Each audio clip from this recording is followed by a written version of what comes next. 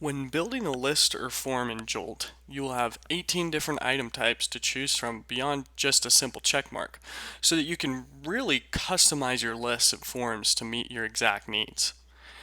Here on the Jolt web portal is where you set up your lists and forms, but I'm going to show you here on the iPad how each item would display in a list or a form, and also how a user would interact with that item. The check mark item, of course, marks completion of a task. So I can check that off, and it records that it was completed by who and the date and time. Yes or no is generally in response to a question and gives the user the opportunity to toggle yes or no as a response.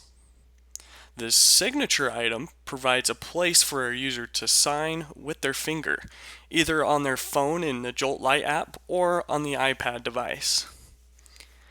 The employee drop-down item is very useful, such as in this performance review. It will automatically pull up a drop-down list of all employees that have been assigned to that location, so that you can select an employee and then track online all their records in Jolt. So if I put Chris's name in here, I'll be able to pull up this form along with any other lists or forms where there is an employee drop-down item and his name has been put in there, simply by going online into the Jolt web portal and clicking on his name in the review section.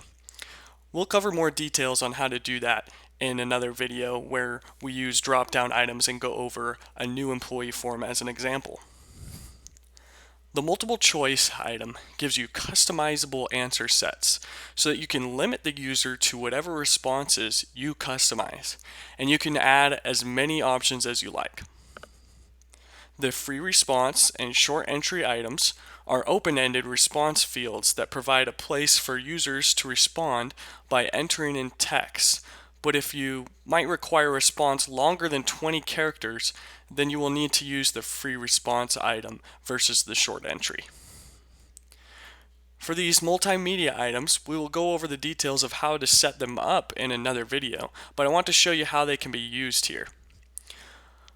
Photo items are used to require a picture to be taken as part of a list or form, such as to require evidence that something has been cleaned up to standard. I've even seen them used to take pictures of deposit slips or for proof that marketing materials are being displayed properly. QR codes and barcodes are essentially the same thing in that they can be printed out and then placed in strategic key areas. To complete the list or form, the user must scan the QR or the barcode in that area. So you can essentially ensure that the employee is in the specific physical location that you need them to be in. In this line check example, I've used a QR code to make sure that they are actually in the freezer area before they start taking temperatures here. I've even seen people put them out on dumpsters or in safety check areas as well. Then I have them taking a picture after they've organized the freezer here with a photo item, so I know it is up to standard and I can review the pictures online if needed. Here in the numeric category, I can use a measurement item to record any numerical values such as temperatures, simple stock counts, or any other measurements. You can also set ranges and be notified if things are out of range, and things will be graphed automatically.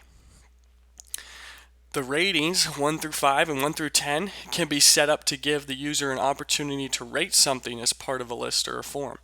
More customizable options, such as 1 through 3 or acceptable, needs improvement, and unacceptable, can be created using the multiple choice drop-down item. Then we have the date, the time, and the combined date and time options where someone can simply just record the date and time of an event. Here in the read-only section, we have a text and a subtitle option. On the iPad, the user you can see a subtitle displayed in the center of the list or form and highlighted in blue, while a text item will be aligned on the left and highlighted in gray. You can see examples of this on this performance review, where I put in read-only text here, which displays in gray and is aligned on the left. In contrast, a subtitle item is really nice to visually break up different sections of a list or a form like we do here, as it is centered and highlighted in blue. Those are the 18 different item types you have to customize your lists and forms. There will be more details on some of those in other videos.